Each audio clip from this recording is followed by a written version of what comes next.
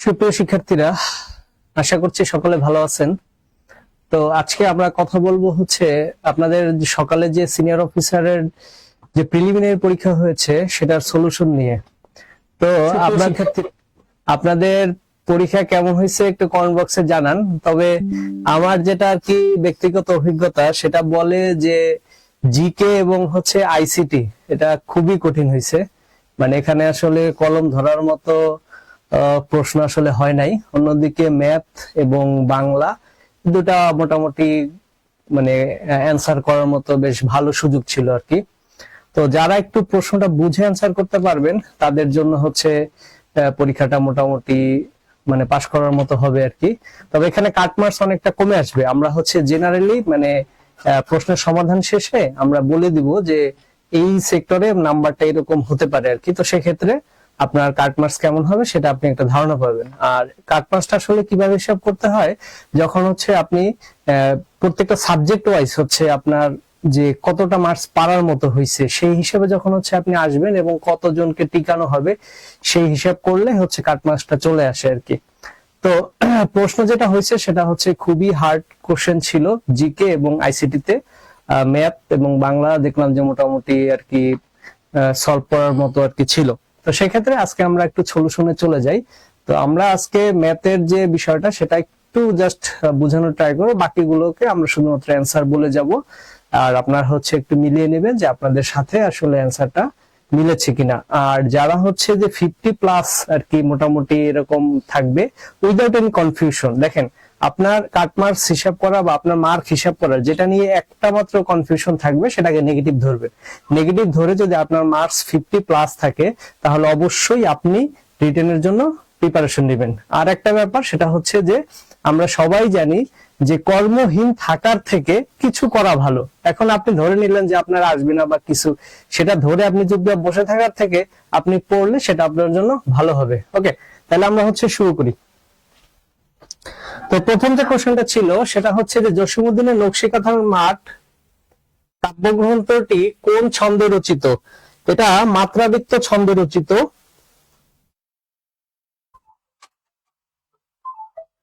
তো সেক্ষেত্রে এটা সঠিক উত্তর হচ্ছে মাত্রাবৃত্ত ছন্দে।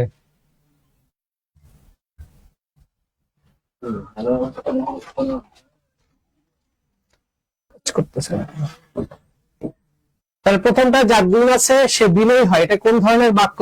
এটা হচ্ছে জটিল বাক্য। আমরা জানি হচ্ছে যার, তার, যে, সে এবং মাঝখানে যে কমা থাকে সেটাকে হচ্ছে কি জটিল বাক্য হিসেবে ডিনোট করা যায়।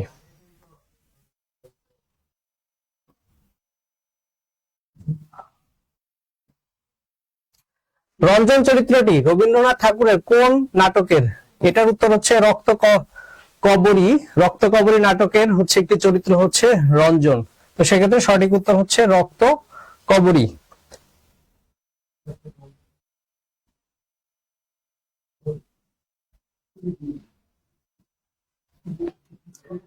সীমাবদ্ধ জলে সীমিত সবুজে, সীমাবদ্ধ জলে সীমিত সবুজে, এটি কার লেখা? এটি হচ্ছে কবি রফিক আজাদের লেখা। রফিক আজাদের লেখা।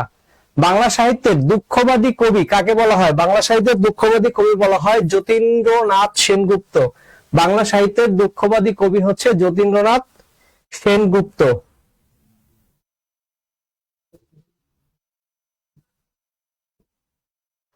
কোনটি মেঘ শব্দের প্রতিশব্দ নয়? কোনটি মেঘ শব্দের প্রতিশব্দ নয়? মেঘ শব্দের প্রতিশব্দ নয় হচ্ছে অন্তরিক। মেঘ শব্দের প্রতিশব্দ নয় কোনটি হবে? মেঘ শব্দের প্রতিশব্দ নয় হবে হচ্ছে অন্তরিক। কাজী নজরুল ইসলামের পরিচালিত চলচ্চিত্র কোনটি? পরিচালিত চলচ্চিত্র হচ্ছে ধূপছায়া। নিচের কোনটি সমার্থক শব্দ নয়?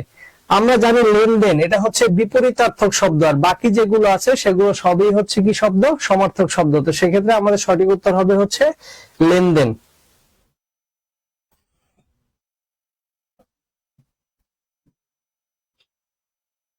এরপরে কোশ্চেন আছে হচ্ছে দামিনী শব্দের অর্থ কোনটি? দামিনী শব্দের অর্থ হচ্ছে বিদ্যুৎ। দামিনী শব্দের অর্থ হচ্ছে বিদ্যুৎ। শব্দ যখন বাক্যে ব্যবহৃত হয় তখন তাকে কি বলা হয়? তখন তাকে বলা হয় হচ্ছে পথ। শব্দ বাক্যে ব্যবহৃত হলে কি বলা হয়? পদ।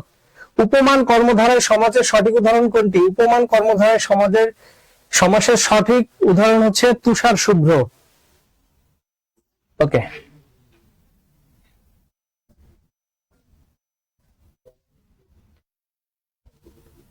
বিশেষণ পদের সাথে কৃত প্রত্যয় যোগে, বিশেষণ শব্দের সাথে কৃত প্রত্যয় যোগে গঠিত শব্দ কোনটি? এটি সঠিক উত্তর হবে হচ্ছে চলন্ত। বিশেষণ শব্দের সঙ্গে কৃত প্রত্যয় মানে কাজ করা বোঝাচ্ছে। নিচের কোনটি নিপাতনে সিদ্ধ তদ্ধিত প্রত্যয়ের উদাহরণ? নিপাতনে সিদ্ধ তদ্ধিত প্রত্যয়ের উদাহরণ হবে নৈষ্ঠিক।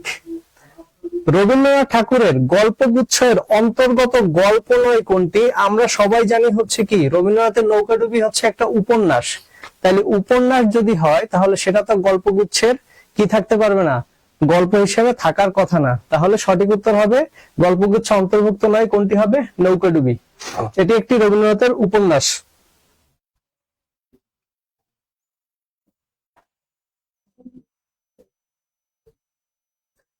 যে অন্যদিকে মন দেয় না, এখানে না শব্দটা একটু ইম্পর্টেন্ট। এখানে না শব্দটা ইম্পর্টেন্ট। যদি হচ্ছে মন দেয় তাইলে আমরা বলি অন্য মনস্ক, যেহেতু মন দেয় না সেটা হচ্ছে হবে কি অনন্য মনা। অনন্য মনা, সঠিক উত্তর কি হবে? অনন্য মনা।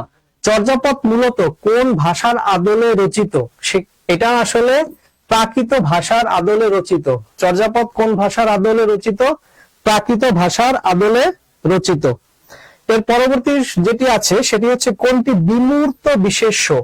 বিমূর্ত বিশেষ্য মানে হচ্ছে যেটিকে আসলে ধরা যায় না, ছোঁয়া যায় না। সৌন্দর্য, সৌন্দর্যকে কি আমরা ধরতে পারি না, ছুঁতে পারি না। তাহলে বিমূর্ত বিশেষ্য কোনটি হবে? বিমূর্ত বিশেষ্য হবে হচ্ছে সৌন্দর্য।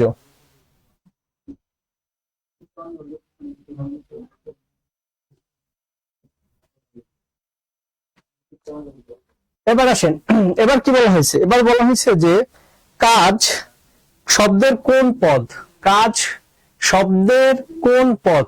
কাজ হচ্ছে বিশেষ্য, এটা একটা নাম বোঝায়, এই জন্য এটি কি হবে? বিশেষ্য। এবার বলছে যে দ্রুত, দ্রুত শব্দটি কোন পদ?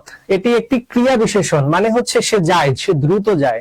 যাওয়া হচ্ছে ক্রিয়া, আর সে দ্রুত যায় ক্রিয়াকে হচ্ছে মডিফাই করে, এই জন্য এটি কি হবে? ক্রিয়া বিশেষণ।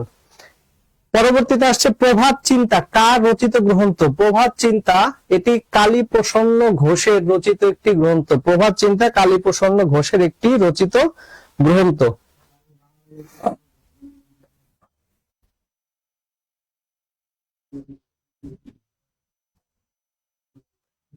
নিপাতনে সিদ্ধ সন্ধি কোনটি? নিপাতনে সিদ্ধ সন্ধি হচ্ছে একাদশ, এটা মুখস্থ। একাদশ। ঋজু, ঋজু শব্দের অর্থ বক্র। ঋজু শব্দের অর্থ হচ্ছে কি? ঋজু শব্দের বিপরীতার্থক শব্দ কোনটি হবে? সেটি হবে হচ্ছে বক্র। নিচের কোনটি খাঁটি বাংলা শব্দের উদাহরণ? খাঁটি বাংলা শব্দ হাত। নিচের কোনটি খাঁটি বাংলা শব্দের উদাহরণ? খাঁটি বাংলা শব্দের উদাহরণ হবে হচ্ছে হাত।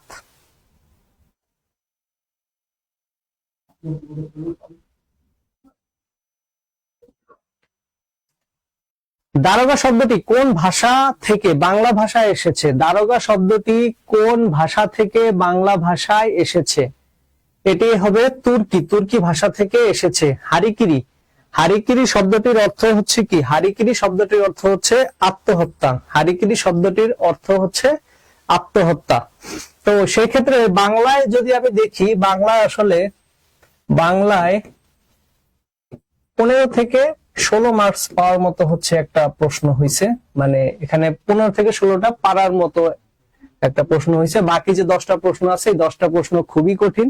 তো সেই ক্ষেত্রে বাংলার হিসেবে আমার কাছে মনে হচ্ছে যে 15 বা 14, 15, 16 এরকম একটা মার্ক যারা পাবেন তারা বেশ ভালো করবেন। ওকে, তাহলে এখন আমরা একটু চলে যাই। ইংরেজিটা হচ্ছে আপনাদের মুশফিক স্যার সমাধান দিবে। ইংরেজির পরে আমরা যে টপিকটা আসছে সেটা নিয়ে আমরা একটু কথা বলি। ম্যাথ আসছে, ম্যাথ নিয়ে আমরা একটু কথা বলি।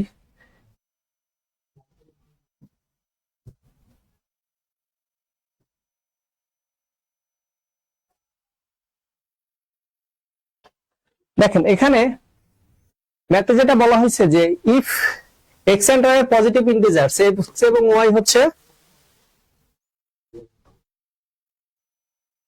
আপনার পজিটিভ ইন্টিজার্স এবং 3 to the power x plus y is equal to 9 to the power 4, তাহলে 3 to the power x plus y, এই 9 টু দি পাওয়ার 4 কে আমরা 3 টু দি পাওয়ার 8 লিখতে পারি। তাহলে উভয় পাশ থেকে যদি আমরা 3 বাদ দিয়ে দেই তাহলে x plus y is equal to হবে হচ্ছে 8। Okay fine. আর কি বলা আছে 2 to the power x minus y is equal to 16, তাহলে 2 to the power x minus y is equal to হচ্ছে 16। দ্যাট মিন্স আমরা 16 না লিখে এটাকে 2 টু দি পাওয়ার 4 লিখতে পারি।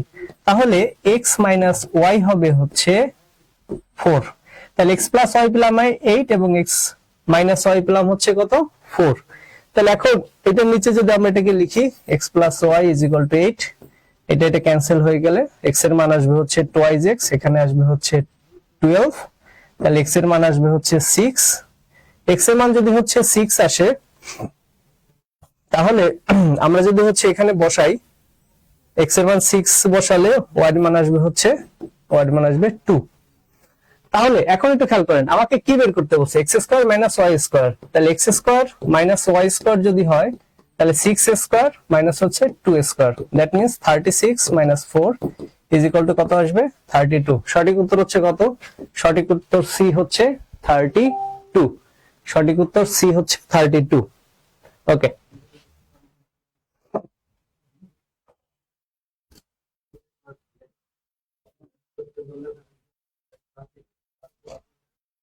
আচ্ছা এখানে কি বলছে a to the power 0 minus b to the power 0, a to the power 0, কোশ্চেনটা একটু কারেকশন করে নেন, a to the power 0 minus b to the power 0 whole to the power 5। তাহলে এখন কোন কিছুর পাওয়ার 0 মানে হচ্ছে মান হচ্ছে 1, 3 b টু দি পাওয়ার 0 মানে হচ্ছে b টু দি পাওয়ার 0 মান হচ্ছে 1 whole to the power 5, that means minus 2 whole to the power 5, that means minus 32। সঠিক উত্তর হচ্ছে কত হবে? সঠিক উত্তর হবে হচ্ছে মাইনাস 32। Solve the inequality. ইনইকুয়ালিটিটা কি বলা হয়েছে? 4 into x minus 6 plus 4 is less than equal 8 into x minus 4। That means এটাকে যদি আমরা সলভ করি তাহলে 4x minus 24 plus 4 is less than 8x minus 32।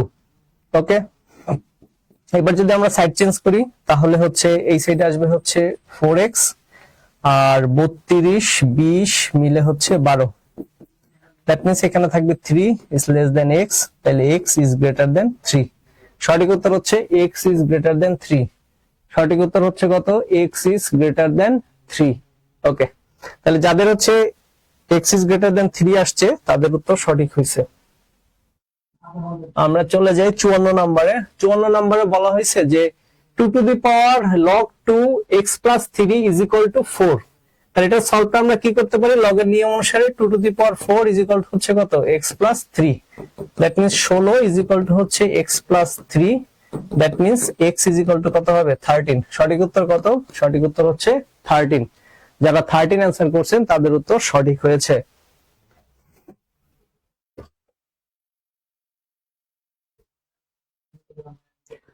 Two similar triangles, two similar triangle মানে সদৃশ ত্রিভুজ। সদৃশ ত্রিভুজ মানে হচ্ছে যে তিনটা কোণ অপর একটা ত্রিভুজের তিন কোণের সমান। সদৃশ ত্রিভুজের এরিয়া রেশিও দেওয়া আছে কত? এরিয়া রেশিও দেওয়া আছে হচ্ছে 4:9। The perimeter of the smaller triangle, তাহলে ছোট যে ত্রিভুজটা আছে সেই ছোট ত্রিভুজটার পেরিমিটার দেওয়া আছে বা পরিসীমা দেওয়া আছে হচ্ছে কত? 20 মিটার। What is the perimeter of the larger triangle? তাহলে আমরা সিমিলার বা সদৃশকোণী ত্রিভুজের ক্ষেত্রে একটা জিনিস জানি, সেটা হচ্ছে যে এদের ক্ষেত্রফলের অনুপাত। কিসের অনুপাত? ক্ষেত্রফলের অনুপাত। ধরেন এবিসি ত্রিভুজ আর হচ্ছে ত্রিভুজ ডিইএফ,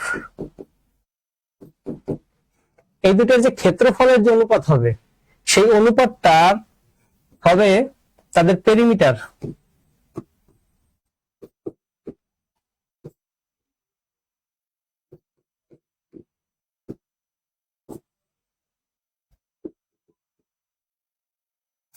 পেরিমিটার 1 দেন, পেরিমিটার 2 দেই। তাহলে ক্ষেত্রফলের অনুপাত হবে হচ্ছে পেরিমিটারের অনুপাতের স্কয়ারের সমান। ক্লিয়ার? তাহলে এখানে ক্ষেত্রফলের অনুপাত হচ্ছে কত? ক্ষেত্রফলের অনুপাত দেওয়া আছে হচ্ছে 4:9। তাহলে এখানে পেরিমিটার 1 P1 P2 এর মান হচ্ছে কত, হোল স্কয়ারের মান হচ্ছে 4:9। তার মানে পেরিমিটার 1 পেরিমিটার 2 হচ্ছে হবে 2:3। তাহলে একটু খেয়াল করি, তাহলে পেরিমিটার 1 এবং পেরিমিটার 2 দুইটার অনুপাত কত আসছে, 2:3। তাহলে প্রথমটার অনুপাতের মান দেওয়া আছে কত, প্রথমটার অনুপাতের মান দেওয়া আছে হচ্ছে 20। তাহলে অনুপাতের নিয়ম অনুসারে 2x আমরা কত ধরতে পারি, 20। তাহলে দ্বিতীয়টা কত আসবে, 3x আসবে হচ্ছে 30। তাহলে সঠিক উত্তর কত হবে, সঠিক উত্তর হবে হচ্ছে 30। ওকে, তাহলে সঠিক উত্তর হচ্ছে কত, এটার জন্য সঠিক উত্তর হচ্ছে 30। In a trapezoid মানে ট্রাপিজিয়ামের length of the two parallel bases, parallel বেজের লেন্থ হচ্ছে কত, 10 এবং হচ্ছে 16। If the height of the trapezoid is 4, find the area of the trapezoid. তাহলে এখানে কি বের করতে বলছে, আপনার এটা ক্ষেত্রফল বের করতে বলছে। তাহলে ক্ষেত্রফলের সূত্র আমরা কি জানি, হাফ ইনটু সমান্তরাল বাহুদ্বয়ের যোগফল, যোগফল কত 10 যোগ 16 আর ইনটু উচ্চতা, উচ্চতা হচ্ছে কত 4। তাহলে এটা দ্বারা এটাকে ক্যান্সেল করলে হয় 2, 10 আর 16 26, 26 দুগুণে হচ্ছে কত হবে 52। তাহলে ট্রাপিজয়েডের ক্ষেত্রফল কত হবে, ক্ষেত্রফল হবে হচ্ছে 52, 52। সঠিক উত্তর 52।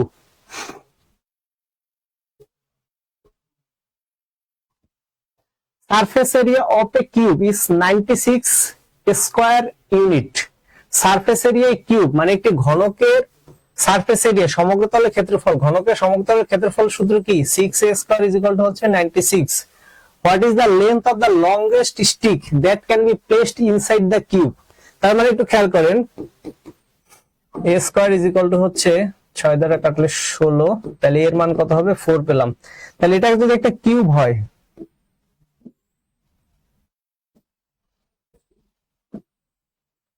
এর মধ্যে লংগেস্ট যে বাহুটা আপনি প্লেস করতে পারবেন সেটা কোনটা, সেটা হচ্ছে এর কর্ণ, সেটা হচ্ছে কি এর কর্ণ।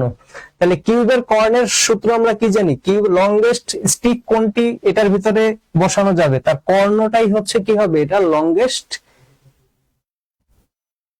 লেন্থ হবে, হ্যাঁ, বা লংগেস্ট স্টিক বসানো যাবে। তো সেক্ষেত্রে এক্ষেত্রে আমরা কি জানি যে ঘনকের কর্ণের দৈর্ঘ্য সূত্র হচ্ছে √3 ইন্টু a, মানে এক বাহুর দৈর্ঘ্য। তাহলে এক বাহুর দৈর্ঘ্য কত 4, তাহলে সঠিক উত্তর কত হবে 4√3 হবে 4√3। একজনে বলছে পিডিএফ দেন, হ্যাঁ আমরা সলভটা দেওয়ার পরেই আপনাদেরকে পিডিএফটা দিয়ে দিব। হ্যাঁ, আগে সলভটা দেই, তাহলে পিডিএফ দিয়ে দিব।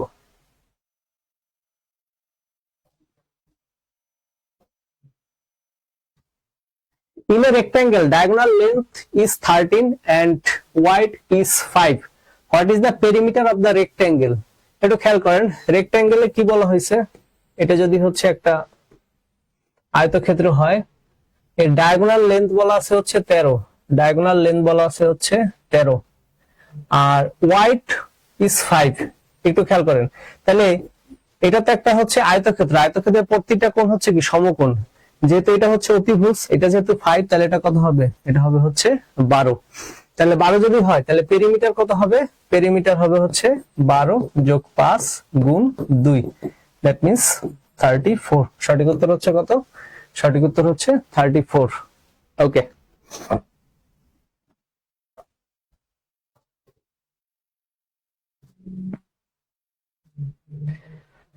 এবার কি বলছে, cube has total surface area 150 square unit. Total surface cube, কিউবের টোটাল সারফেস এরিয়া হচ্ছে কত 150 ইউনিট, মানে 6a square is equal to হচ্ছে কত 150। That means a square is equal to হচ্ছে 25। তাহলে এর মান কত হবে, এর মান হবে হচ্ছে 5। এখন আমরা কি বের করতে বলছি, হোয়াট ইজ দ্য ভলিউম। একটি কিউবের ভলিউম হচ্ছে কি a কিউব, তাহলে a কিউবের মান কত হবে 5 কিউব ইজ ইকুয়াল টু হচ্ছে 1 to 5। সঠিক উত্তর হচ্ছে 125। সঠিক উত্তর কত হবে, সঠিক উত্তর হবে হচ্ছে 125। এবার একটু খেয়াল করেন, find the slope of the line perpendicular to the line y is equal to 1/3x minus 7. Find the slope of the line perpendicular to the line y is equal to 1/3x -7।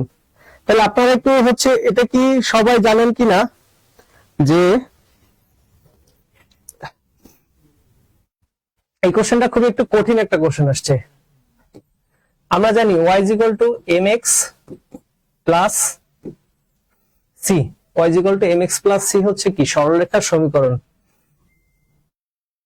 Equation of A straight line.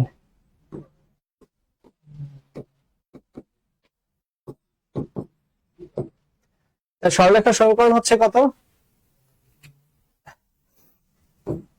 এইটা। তাহলে এখানে আমার ইকুয়েশনটা দেওয়া আছে হচ্ছে কি y 1/3x 1/3x 7। Okay fine. তাহলে এই সরলরেখার এই যে এমটা এটা বোঝায় ঢাল, এই ঢাল অথবা হচ্ছে কি ইংরেজিতে বলা হয় স্লপ। তাহলে দুইটা সরলরেখা একে অপর যখন পারপেন্ডিকুলার হয়, তাহলে এটার উপরে যে সরলরেখাটা আছে, আমরা ধরে নিলাম এই যে সরলরেখাটা এটা হচ্ছে এটা, তাহলে এটার উপরে যে সরলরেখাটা আছে এই সরলরেখাটার ঢাল কত সেটা আপনাকে নির্ণয় করতে বলছে। হ্যাঁ, তাহলে এই সরলরেখাটার ঢাল আমরা ধরলাম m1 আর এই সরলরেখাটার ঢাল ধরলাম হচ্ছে কত m2। তাহলে আমরা সরলরেখার নিয়ম অনুসারে জানি যে দুইটা সরলরেখা একে অপরের সাথে যদি লম্বালম্বী আকারে থাকে, যদি লম্ব আকারে থাকে, তাহলে তাদের ঢালের গুণফল হবে -1। m1 into m2 is equal to হচ্ছে কি হবে -1। যেহেতু m1 এর মান দেওয়া আছে হচ্ছে কত 1/3, তাহলে m2 হবে হচ্ছে 1/3, দ্যাট মিন্স m2 এর মান হবে হচ্ছে -3। সঠিক উত্তর হচ্ছে কত এ। এটা খুবই টাফ একটা কোশ্চেন ছিল, যারা জেনারেল থেকে আসছেন তাদের জন্য এটা আসলে পারাটা খুবই কঠিন। তাহলে এই ধরনের কোশ্চেন হচ্ছে মানে যদি কেউ না পারেন এটা নিয়ে বিচলিত হওয়ার কিছু নাই, এটা না পারাটা অস্বাভাবিক কিছু না। সঠিক উত্তর হবে কত -3। Write an equation of the line with slope 2 and x intercept -4, 0। এবার একটু খেয়াল করেন, একটি সরলরেখা দেওয়া আছে যেটি x অক্ষকে কোন বিন্দুতে ছেদ করবে, -4, 0 বিন্দুতে ছেদ করবে, এবং যেটা ঢাল হবে হচ্ছে m এর মান হবে হচ্ছে 2, m এর মান 2, এবং এটা x অক্ষকে -4, 0 বিন্দুতে ছেদ করবে। তাহলে একটি নির্দিষ্ট বিন্দু দিয়ে যায় এবং নির্দিষ্ট ঢাল বিশিষ্ট সরলরেখার সমীকরণ আমরা কি জানি, y - y1 কোনটা এই 0 ইজ ইকুয়াল টু m এর মান কত 2 ইন্টু x - x1 এর মান কত -4 মানে +4। তাহলে y is equal two twice x plus 8। তাহলে সঠিক উত্তর কত y is equal two twice x plus 8। তাহলে যাদের উত্তর এটা হইছে এ আসছে তাদেরটা সঠিক হইছে। ওকে, একটি box contain 3 blue 2 white 4 red marbles. একটি বক্সে 3টা নীল 2টা সাদা এবং হচ্ছে কি 4টি রেড মার্বেল আছে। If one marble is drawn at random, মানে একটি যদি হচ্ছে কি দৈবভাবে তোলা হয়, what is the probability that will not be a white marble. এবার একটু খেয়াল করেন, তাহলে হোয়াইট মার্বেল হওয়ার সম্ভাবনা কত? মোট হোয়াইট মার্বেল আছে কয়টা? হোয়াইট মার্বেল আছে হচ্ছে আমার 2টা। তাহলে প্রবাবিলিটি অফ হোয়াইট 2টা, আর মোট মার্বেল আছে 9টা। তাহলে প্রবাবিলিটি অফ হোয়াইট সাদা হওয়ার সম্ভাবনা হচ্ছে 2/9, কিন্তু কি চাইছে সাদা না হওয়ার সম্ভাবনা। হ্যাঁ, তাহলে সাদা না হওয়ার সম্ভাবনা কি হবে, নট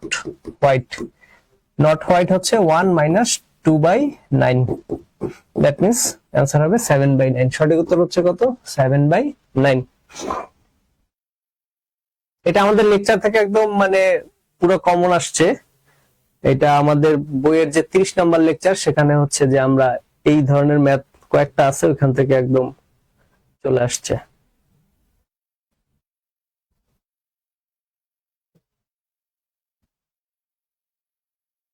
এবার কি বলছে, right angle triangle has side. Right angle মানে একটি সমকোণী ত্রিভুজ যেটার সাইড হচ্ছে কত 6, 8 এবং হচ্ছে কি 10। তাহলে এবার একটু খেয়াল করেন, রাইট অ্যাঙ্গেল ট্রায়াঙ্গেল সমকোণী ত্রিভুজ 6 8 আর হচ্ছে 10, 10 অবশ্যই অতিভুজ হবে।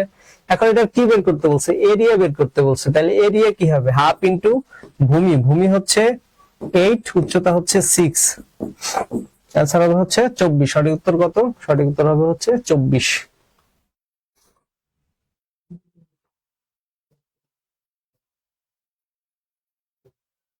টেকনিশিয়ান চার্জেস টাকা 50 ফর হচ্ছে সার্ভিস ফি, মানে টেকনিশিয়ান হচ্ছে যখন এটাকে সমাধান করবে সে সার্ভিস ফি হিসেবে কত টাকা নিবে? 70 টাকা। এন্ড টাকা 30 পার আওয়ার ফর লেবার, এবং প্রতি ঘন্টায় কাজ করার জন্য কয় টাকা নিবে? 30 টাকা করে নিবে। The customer total cost is 200 টাকা। তাহলে কাস্টমার টোটাল কস্ট হলো তাকে দ্বারা কাজ করানোর ফলে হচ্ছে কত টাকা হয়েছে? 200 টাকা। What is the maximum number of full hours that the technician can work, মানে তাহলে এই টেকনিশিয়ান হচ্ছে কতটা সময় কাজ করেছিল, ফুল কত ঘন্টা কাজ করেছিল সেটা আপনাকে বের করতে বলা হয়েছে। এবার একটু খেয়াল করেন, তাহলে আমরা ধরে নিলাম সে এক্স ঘন্টা কাজ করছিল। কত ঘন্টা কাজ করছিল? এক্স ঘন্টা কাজ করছিল। তাহলে যেহেতু প্রতি ঘন্টায় তার কাজের ফি হচ্ছে 30 টাকা, তাহলে এক্স ঘন্টা কাজ করলে মোট ফি হবে কত? 30x টাকা। আর সে সার্ভিস চার্জ নেয় কত টাকা? সার্ভিস চার্জ নেয় হচ্ছে 50 টাকা। 50 টাকা, এই মিলে মোট কস্ট আসছে 200 টাকা। তাহলে 30x ইজ ইকুয়াল টু হচ্ছে 150, এক্স এর মান আসছে হচ্ছে 5। তাহলে সে মোট কত ঘন্টা কাজ করছিল? সে মোট কাজ করেছিল হচ্ছে 5 ঘন্টা। ক্লিয়ার? ওকে।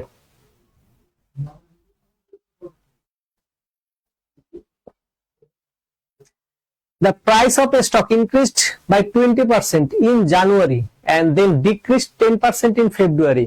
তাহলে একটু খেয়াল করি যে আমার একটা প্রাইসের দাম ধরেন ছিল হচ্ছে 100 টাকা। ঠিক আছে, এটা কোথায় কখন ছিল? জানুয়ারির শুরুতে। জানুয়ারির শুরুতে। তাহলে এটা ইনক্রিজ করছে 20% ইন জানুয়ারি। তাহলে জানুয়ারিতে যদি, জানুয়ারির শুরুতে যদি হচ্ছে 100 টাকা থাকে, তাহলে 20% যদি ইনক্রিজ করে তাহলে জানুয়ারির শেষে এটা কত টাকা হবে? 120 টাকা। তাহলে এটা কত? জানুয়ারি এন্ডে, জানুয়ারি এন্ড, জানুয়ারি এন্ডে এটা কত হবে? 120 টাকা। and decrease 10% in February. If the price of the stock was 108, then the end of the February, what was price at the beginning of January? তাহলে এবার একটু খেয়াল করেন, তারপর কি বলছে যে ফেব্রুয়ারিতে কি হয়েছে? এটা 10% কমে গেছে। একটু খেয়াল করি, এটা 10% যদি কমে যায় তাহলে 120 এর 10% কমে যাওয়া মানে 12 টাকা কমে যাওয়া, দ্যাট মিন্স হচ্ছে কত? এটা আসবে কত? ফেব্রুয়ারিতে আসবে হচ্ছে 108 টাকা। তাহলে আমরা যেটা ধরেছিলাম 100 টাকা, সেটাই হচ্ছে কি জানুয়ারিতে ছিল কত টাকা? 100 টাকা। তো এটাকে হচ্ছে কি আমরা তো 100 টাকা ধরে নিয়ে করছি, আপনি চাইলে এটাকে কি করতে পারেন? এটাকে এক্স ধরেও করতে পারেন, যে এক্স ধরে যদি হচ্ছে আমরা করি তাহলে সেক্ষেত্রে কেমন আসবে একটু খেয়াল করেন। তাহলে জানুয়ারির শুরুতে যদি হচ্ছে এক্স টাকা থাকে, তাহলে এট দা এন্ড অফ জানুয়ারি, জানুয়ারির শেষে আসবে হচ্ছে 120% অফ এক্স। আবার এই টাকাটারই হচ্ছে কি হয়ে গেল? 10% কমে গেল। এটারই কত? অফ 90% যদি হচ্ছে করা হয় তাহলে এটা ফেব্রুয়ারির শেষে গিয়ে দাঁড়ায় 108 টাকা। এটাকে ক্যালকুলেশন করলে এক্স এর মান আসবে হচ্ছে 100। তাহলে সঠিক উত্তর হচ্ছে কত আসবে? টাকা 100। ইন এ ক্লাস, একটি ক্লাসে 40 জন স্টুডেন্ট ছিল। কতজন স্টুডেন্ট ছিল? ক্লাসে স্টুডেন্ট ছিল হচ্ছে কতজন? 40 জন। ক্লাসে স্টুডেন্ট ছিল হচ্ছে 40, তাহলে মোট এখানে ক্লাসে স্টুডেন্ট ছিল 40। 18 জন ফ্রেন্ডস নাই, তাহলে ফ্রেন্ডস নাই হচ্ছে কতজন? 18 জন। 15 জন নাই হচ্ছে স্প্যানিশ, তাহলে টোটাল স্প্যানিশের মধ্যে আছে 15 জন। এবং 7 জন বোথ ল্যাঙ্গুয়েজ নাই, তাহলে এই বোথে আছে হচ্ছে কতজন? 7 জন। তাহলে যেহেতু বোথে আছে 7 জন আর ফ্রেন্ডস নাই হচ্ছে 18 জন, তাহলে এই অংশটা বাদ যাবে। তাহলে শুধু ফ্রেন্ডস নাই হচ্ছে কতজন? 11 জন। আর শুধু স্প্যানিশ নাই হচ্ছে 15 থেকে 7 বাদ গেলে 8 জন। এবার আপনাকে কি বের করতে বলছে?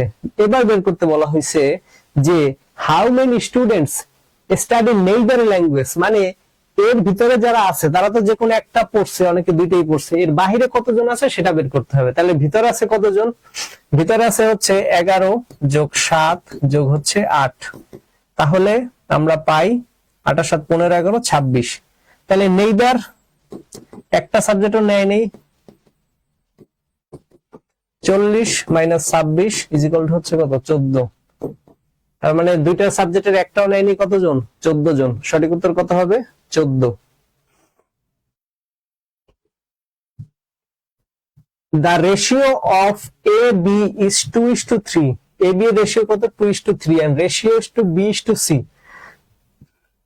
B:C এর রেশিও হচ্ছে 4:5। তাহলে আমরা এখান থেকে A:B:C এর রেশিও কি বের করতে পারি?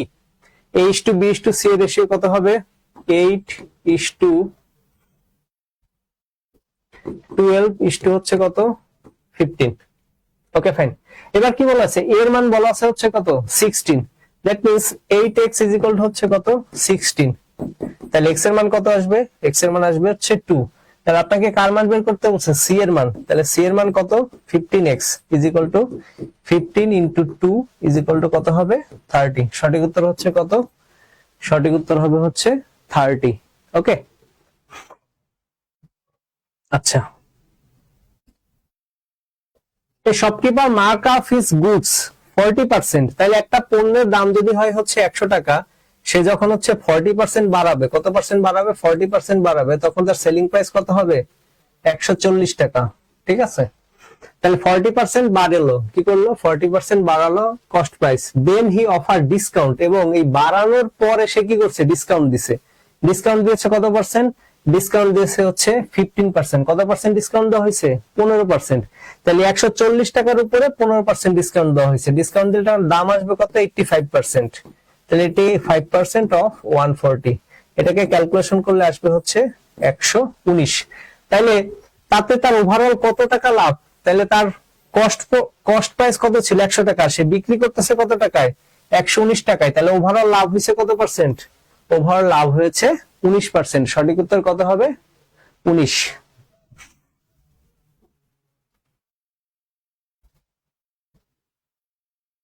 এবার আমরা আসি, a sum of money doubles itself in 8 years। মানে 8 বছরে একটা টাকা কি হয় ডাবল হয়ে যায়, 8 বছরে কি হয় টাকা ডাবল হয়ে যায়। তাহলে 8 বছরে যদি টাকা ডাবল হয়, তাহলে এর যে প্রিন্সিপাল, সেই প্রিন্সিপালের সমান হচ্ছে কি তার ইন্টারেস্ট হবে যখন ডাবল হয়ে যাবে টাকা। তাহলে আমরা কি লিখতে পারি, p is equal to t into 8r। এটা ক্যান্সেল হয়ে গেল, r is equal to আসবে কত 1/8। ওকে ফাইন, তাহলে r এর মান পেলাম 1/8। এখন কি বলছে, in how many years it will become 4 times itself that the same rate of interest। মানে এই রেটে এই টাকা কত বছরে 4 গুণ হবে, যখন টাকাটা 4 গুণ হয় তখন তার সুদ কত গুণ হয়, সুদ হয় হচ্ছে 3 গুণ। তাহলে 3p is equal to p into n এর মান জানি না, r এর মান হচ্ছে 1/8%। তাহলে এটাকে ক্যালকুলেশন করলে আসবে হচ্ছে n এর মান আসবে 24। এবার একটু খেয়াল করেন, এই ধরনের অঙ্ক, এটা তো 24 এ হচ্ছে আপনার আসলে অ্যান্সার, কিন্তু এই ধরনের অঙ্ক সবসময় মুখে মুখে করার ট্রাই করবেন। কিভাবে দেখেন, 8 বছরে টাকা দ্বিগুণ হয়েছে, মানে বেড়েছে কিন্তু 1 গুণ। আপনার আসলে 1 গুণ ছিল, আর 1 গুণ বেড়ে টাকা দ্বিগুণ হয়েছে। তাহলে 8 বছর হয়েছে দ্বিগুণ, 16 বছর হবে 3 গুণ, আর 24 বছর হবে হচ্ছে 4 গুণ। হিসাব সহজ। লাস্ট ম্যাথ,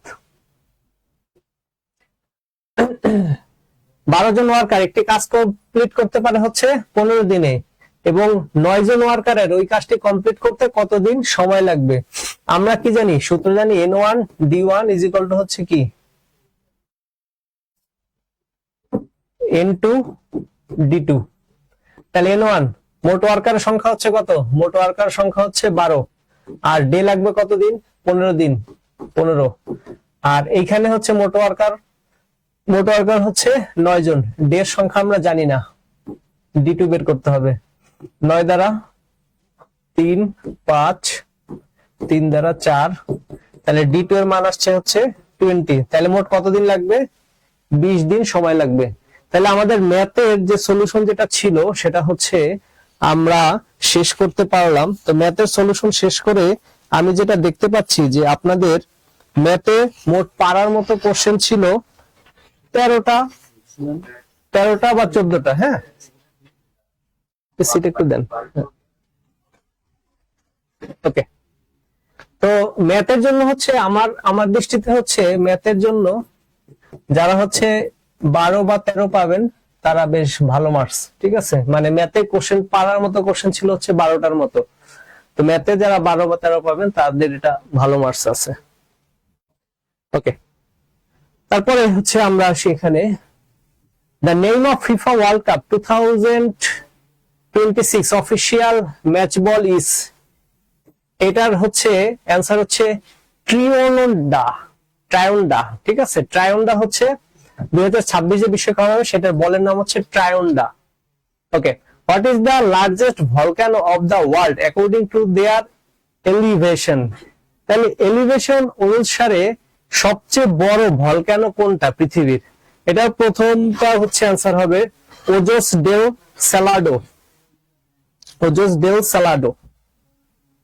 এগুলো আসলে এই ধরনের কোশ্চেন অ্যান্সার করা একটু কঠিন।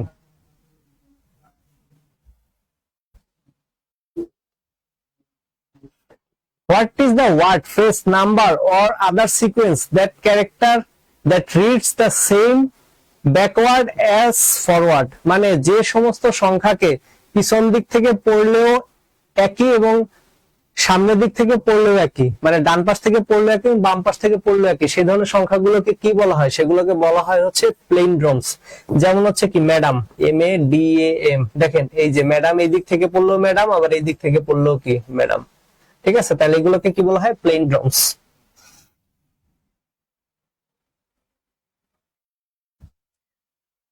What scientific theory proposed that Earth revolves around the sun, মানে হচ্ছে সূর্য চারিদিকে যে পৃথিবী ঘুরছে, যে এই যে সাইন্টিফিক মেথড, এটাকে কি বলা হয়? এটাকে বলা হয় হেলোসেন্ট্রিজম। হেলোসেন্ট্রিজম।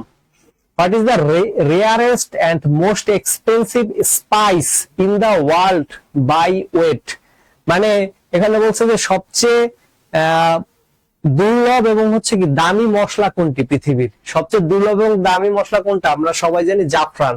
জাফরানের দাম অনেক টাকা। জাফরান, জাফরান, এটা হচ্ছে সেই জাফরান, ঠিক আছে, জাফরান। ওকে, তাহলে আমরা পরেরটা চলে যাই। সঠিক উত্তর হচ্ছে জাফরান।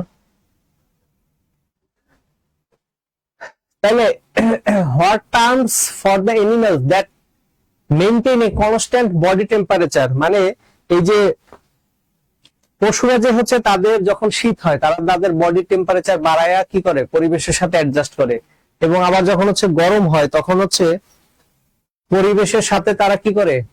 টেম্পারেচার, বডি টেম্পারেচার কমায়। এটাকে কি বলা হয়? এটাকে বলা হয় হচ্ছে এন্ডোথার্মস। কি বলা হয়? এন্ডোথার্মস। The latest general circulation coins issued in Bangladesh was in the year, মানে সবচেয়ে লেটেস্ট বা এবং সাম্প্রতিক সময়ে কোন সার্কুলার মাধ্যমে হচ্ছে কি কয়েনের বিষয়ে একটি সার্কুলার জারি করছে বাংলাদেশ ব্যাংক? কত সালে এটা? সর্বশেষ 2024 সালে কয়েন বিষয়ক একটি লেটেস্ট সার্কুলার জারি করা হয়েছে। সঠিক উত্তর কত হবে? 2024। এবার আমরা আসি হচ্ছে 78-এ। 78-এ কি বলা হয়েছে? Which letter was used for expressing the emotion ancient Egyptian, মানে এই যে মিশরীয় যে সভ্যতা আছে, মিশরীয় সভ্যতার লিখন পদ্ধতির নাম কি ছিল? মিশরীয় সভ্যতার লিখন পদ্ধতির নাম কি ছিল? আমরা এটা সবাই জানি যে মিশরীয় সভ্যতার লিখন পদ্ধতির নাম ছিল হচ্ছে হায়ারোগ্লিফিক্স। তাহলে সঠিক উত্তর কি হবে? সঠিক উত্তর হবে হচ্ছে হায়ারোগ্লিফিক্স।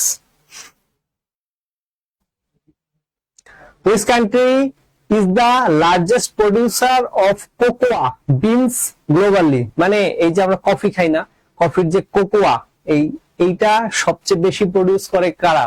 এটা সবচেয়ে বেশি প্রডিউস করে হচ্ছে ব্রাজিল। যেহেতু ব্রাজিল নাই সেহেতু এখানে এইটার অনুসারে হচ্ছে হবে Ivory Coast. Who wrote the book World Order? World Order কে লিখেছিল? আমেরিকার পররাষ্ট্রমন্ত্রী হচ্ছে আপনার ছিল হেনরি কিসিঞ্জার, সে পররাষ্ট্র উপদেষ্টা হেনরি কিসিঞ্জার। সঠিক উত্তর হচ্ছে Henry Kissinger. Which country was the first to launch a fully functional central bank digital currency, মানে কোন দেশ ফাংশনালি সেন্ট্রাল ব্যাংকে ডিজিটাল কারেন্সি হচ্ছে চালু করেছে? এটা সঠিক উত্তর হবে হচ্ছে বাহামাস। সঠিক উত্তর কি হবে? Bahamas. What is the position of Bangla, মানে আমরা যে বাংলা ভাষায় কথা বলি, most spoken language in the, Bangla ভাষা সারা পৃথিবীতে ভাষাভাষীদের মধ্যে কততম? সঠিক উত্তর হচ্ছে সপ্তম। সঠিক উত্তর কত হবে? সপ্তম।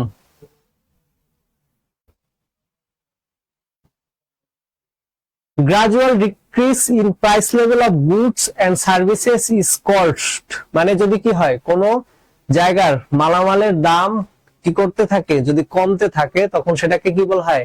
ডিফ্লেশন বলা হয়। কি বলা হয়? ডিফ্লেশন বলা হয়। ঠিক আছে, আর যদি বাড়তে থাকে তখন সেটাকে বলা হয় inflation. Which of the following is not an Arab country, Arab country নয় কোনটি? ইরান। একটু খেয়াল করেন, আরব কান্ট্রি কাদেরকে বলা হয়? যে সমস্ত দেশের ভাষা হচ্ছে আরবি সেগুলোকে বলা হয় হচ্ছে আরব কান্ট্রি, কিন্তু ইরানের ভাষা হচ্ছে কি? পারস্য। তাহলে ইরানের ভাষা যেহেতু হচ্ছে পারস্য, সুতরাং হচ্ছে কি ইরান আরব কান্ট্রি নয়। সঠিক উত্তর হবে হচ্ছে কি ইরান। ইরান মুসলিম কান্ট্রি হলো, ইরানের ভাষা কি? আরবি না। Which gas make up the largest portion of the world's atmosphere, মানে বায়ুমণ্ডলে কোন গ্যাসের প্রাধান্য সবচেয়ে বেশি, বা কোন গ্যাস সবচেয়ে বেশি পরিমাণ? এটা হচ্ছে কি নাইট্রোজেন, 78.02%। মানে বায়ুমণ্ডলে নাইট্রোজেনের পরিমাণ হচ্ছে কত? 78.02%। এরপর একটু খেয়াল করেন, with which institution special drawing rights SDR is associated, এটা আইএমএফ 1969 সালে হচ্ছে কি করে, এটা ইন্ট্রোডিউস করে আইএমএফ, যে এসডিআর হিসেবে এখানে 5টা মুদ্রা আছে, সেই 5টা মুদ্রাকে হচ্ছে কি জমা রাখা যায়।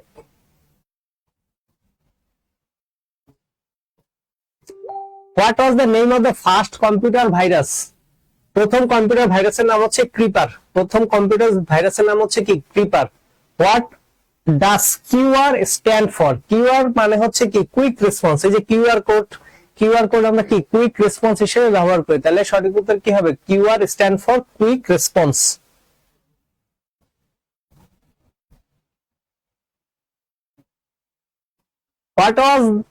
What is the name of world first artificial satellite, মানে কৃত্রিম স্যাটেলাইট, কৃত্রিম স্যাটেলাইট আর্টিফিশিয়াল বা কৃত্রিম স্যাটেলাইট প্রথম যেটি লঞ্চ করা হয়েছিল সেটার নাম কি? সেটার নাম হচ্ছে স্পুটনিক 1। কি নাম? Sputnik 1। Which is the largest tomographic region of Bangladesh, মানে বাংলাদেশের যে ভূমিরূপ, এটা আসলে সেই ভূমিরূপের নাম কি? বাংলাদেশ কি, আপনারা কি পড়ছি আমরা, বাংলাদেশকে কি সবচেয়ে বড় বদ্বীপ বলা হয় না? কি দ্বীপ বলা হয়? বদ্বীপ। তাহলে বদ্বীপ বলা হলে এটার ইংরেজি হচ্ছে কি হবে? ডেল্টা। সঠিক উত্তর হচ্ছে কি বাংলাদেশের সবচেয়ে বড় ভূমিরূপ কোনটি? ডেল্টা। এবার হচ্ছে which one is not a leading AI startup, এই যে এনভিডিয়া, এনভিডিয়া তো হচ্ছে কি এআই বানায় না, এনভিডিয়া হচ্ছে কি করে? এনভিডিয়া হচ্ছে আপনার এই কম্পিউটার যে অ্যাক্সেসরিজ আছে সেগুলো তৈরি করে, হ্যাঁ, বা সফটওয়্যার তৈরি করে, কিন্তু এআই এর সাথে এনভিডিয়ার কি নেই? সংযুক্তি নেই। তো সঠিক উত্তর হবে হচ্ছে কি এনভিডিয়া। এরপর কি বলছে? এরপর বলা হয়েছে যে what is the time complexity of searching for an element in a balanced binary search tree, এটা সঠিক উত্তর হবে হচ্ছে O log n. O log n, সঠিক উত্তর হচ্ছে O log n. Which of the following is not a guided media, নিচের কোনটি গাইডেড মিডিয়া নয়? নিচের কোনটি গাইডেড মিডিয়া নয়? সঠিক উত্তর হচ্ছে রেডিও ওয়েভ, সেটি গাইডেড মিডিয়া নয়। Which type of DNS record maps a domain name to an IPv4 address, মানে বলছে যে ডিএনএস রেকর্ডে কোনটি IPv4 অ্যাড্রেস সে শো করে, তাহলে এটার সঠিক উত্তর হবে হচ্ছে এ রেকর্ড। কি হবে? এ record.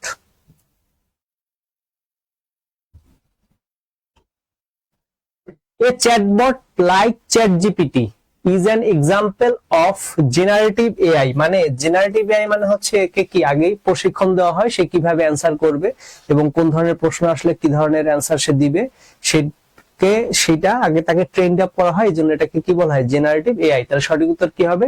Generative AI. Which of the following is a logical operation? And, এটা লজিক্যাল অপারেশন, বাকি তিনটা একটা লজিক্যাল অপারেশন না।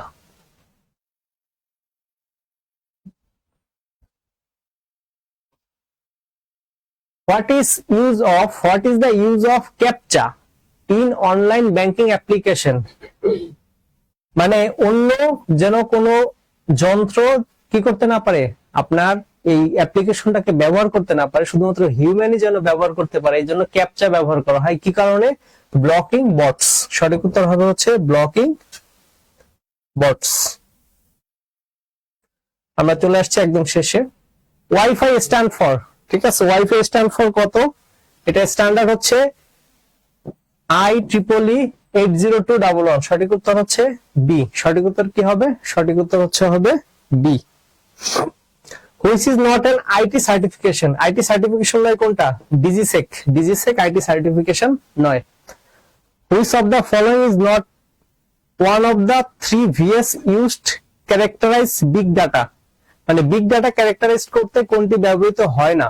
তার সঠিক উত্তর কোনটি হবে? ভিজিবিলিটি। সঠিক উত্তর হবে হচ্ছে ভিজিবিলিটি। তো আমরা এখানে 30টা কোশ্চেন দেখলাম। কয়টা কোশ্চেন দেখলাম? 30টা কোশ্চেন। সেটা হচ্ছে কথা থেকে জিকে এবং হচ্ছে আইসিটি থেকে।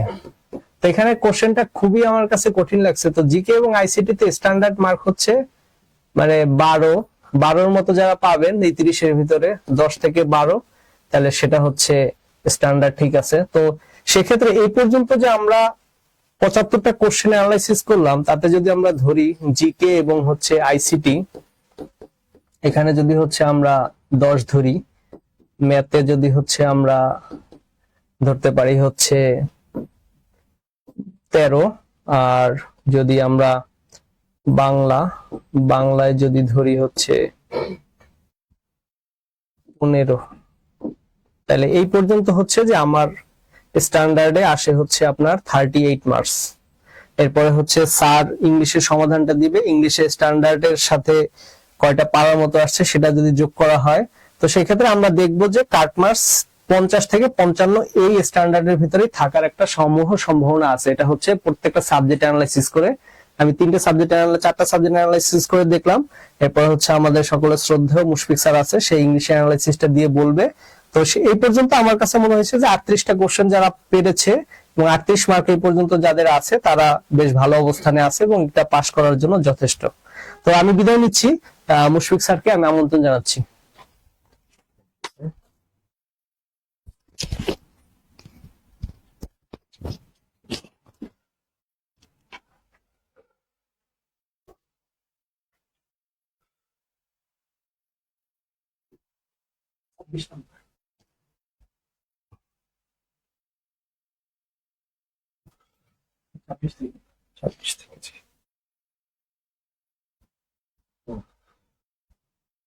আসসালামু আলাইকুম। আজকের প্রশ্ন আমরা সবাই দেখে ফেলেছি যারা পরীক্ষা দিয়ে এসেছি। আমি যতদূর জানতে পেরেছি আমাদের অনেকেরই মনটা কিছুটা বিষণ্ণ পরীক্ষার প্রশ্ন দেখে। আমরা যারা প্রশ্ন দেখেছি, আমরা প্রশ্ন দেখে বুঝেছি যে প্রশ্নটা আমাদের গতানুগতিক যে এক্সপেকটেশন থাকে এই ফ্যাকাল্টি থেকে, তারা যখন প্রশ্ন করবেন সেই প্রশ্নের তুলনায় কিছুটা চেঞ্জ এসেছে, হুবহু আসেনি। যেমন প্রশ্নটা আমরা দেখে অভ্যস্ত সেরকম হুবহু আসেনি। আমাদের শ্রদ্ধেয় স্যার আমাদেরকে কাটমার্ক সম্পর্কে একটা আইডিয়া দিয়ে দিয়েছেন, আমরা সেই অনুযায়ী দেখবো। কিন্তু তার আগে কি আমি একটা কথা একটু বলে নিতে চাই। আমি ইংরেজি নিয়ে কথা বলবো। কথা বলেছি যে এই পরীক্ষা থেকেও, এই কঠিন পরীক্ষা থেকেও কিন্তু মানুষ সিলেক্টেড হবেন, মানুষ জব পাবেন। এই কঠিন পরীক্ষা দিয়ে আমি হয়তো যদি আমার সর্বোচ্চ ভালো পরীক্ষাটা না দিতে পারি, আমি যদি সর্বোচ্চ ভালো না করে থাকি, তার মানে কি আমি অভিমান করে মন খারাপ করে থেমে যাব? তা তো না। আরো তো সামনে পরীক্ষা আসবে, আরো আসছে। সাহস রাখতে হবে। যেহেতু প্রশ্ন গতানুগতিকের তুলনায় একটু কঠিন হয়েছে, তার মানে অবশ্যই আপনার জন্য কঠিন, মানে সবার জন্য কঠিন। যার 80 পাওয়ার কথা ছিল সে হয়তো পাবে এখন 65, তার মানে যার 60 পাওয়ার কথা সে পাবে তখন 50, এরকম একটু কমে আসবে। সুতরাং ওভারঅল কাটমার্ক কমে আসার কথা, তার উপর ভিত্তি করে আমাদের পরবর্তীর জন্য প্রিপারেশন নিতে হবে। ইংরেজিটা, আমি যেহেতু সবসময় আপনাদের সঙ্গে ইংরেজি নিয়ে আছি, ইংরেজিতে কথা বলার সময় আসলে ইংরেজি নিয়ে কথা বলার সময় যেটা দেখতে হবে সেটা হচ্ছে এইবার এই এফবিএস অনেক বেশি বিসিএস স্টাইলে প্রশ্ন করেছে, তাই না? লিটারেচার পার্ট থেকে হচ্ছে অনেক প্রশ্ন করেছে, যেটা আমি ক্লাসের সময় খুবই হাম্বলি বারবার রিমাইন্ডার দেই যে গ্রামার, কিন্তু গ্রামার যে কয়টা প্রশ্ন এসেছে আপনি বলতে পারবেন না গ্রামার খুব কঠিন এসেছে। এবং ওয়ার্ড মিনিং গুলো যে শব্দ এসেছে, শব্দগুলো খুব আনকমন ওয়ার্ড আসেনি। যারা জব প্রিপারেশন নিচ্ছেন তাদের কাছে এই শব্দগুলো পরিচিত হওয়া উচিত, হওয়ার কথা। তাহলে যে পার্ট গুলো এসেছে, আমি সবসময় একটা কথা বলি, জব প্রিপারেশনের জন্য ইংরেজি গ্রামারটা আমরা যা শিখি মোটামুটি এনাফ শিখি, সেগুলো একটু চর্চায় রাখবো। আহামরি কঠিন প্রশ্ন গ্রামারের পেছনে সময় নষ্ট করব না। ওই সময়টা আমি একটু ডেডিকেট করব হচ্ছে মুখস্থ বিদ্যা পার্ট গুলোর পাশে। সেগুলোর জন্য আমার vocabulary, synonym, antonym, preposition, literature part যেহেতু এখন তারা অ্যাড করেছে, তাদেরকে কিন্তু কেউ বলতে পারবে না যে আপনি এই প্রশ্ন কেন করেছেন। প্রশ্ন করার ক্ষেত্রে কেউ কোনো নিষেধাজ্ঞা নেই। যেহেতু করেছে, আমার একটু শেখার অভ্যাসটা রাখতে হবে। যাদের নামগুলো এখানে উত্তর এসে তারা সব কিন্তু পপুলার নাম, এমন না যে আনকমন নাম থেকে এসেছে। তাই এই রিলেটেড আমাদের একটু মাথায় রাখতে হবে, পড়তে হবে। তো আজকের ইংরেজি সলিউশনটাতে আমি একটু যাচ্ছি। The most famous satirist in English literature is, সব থেকে জনপ্রিয় স্যাটারিস্ট হচ্ছেন জোনাথন সুইফট। আপনারা জোনাথন সুইফটের অবশ্যই অন্তত একটা বইয়ের নাম আমরা সবাই শুনেছি, তোমার গালিভার্স ট্রাভেলস। স্যাটারিস্ট মানে হচ্ছে যিনি হাস্যরসিকতার মাধ্যমে জীবনের কঠিন দিকগুলো তুলে ধরেন সমালোচনা করার উদ্দেশ্যে। সেই অর্থে জোনাথন সুইফটকে অত্যন্ত সফল একজন স্যাটারিস্ট বলা হয়। ওনার, যদিও আমরা গালিভার্স ট্রাভেল মূলত লিলিপুট ছোট ছোট মানুষ হিসেবে জানি, কিন্তু এটার মূল ঘটনাটা কিন্তু আসলে তিনি পলিটিশিয়ানদের যে ব্যাপারগুলো, রাজনীতিক যে তুচ্ছ বিষয়গুলো নিয়ে কত বড় বড় বিবাদ হয়, সেগুলো তুলে ধরার জন্য এই বইটা বিখ্যাত, জাস্ট ছোট ছোট আকৃতির মানুষের জন্য না। এই জন্য তিনি হচ্ছেন একজন স্যাটারিস্ট। এরপরে 27 নম্বরে to throw in the towel.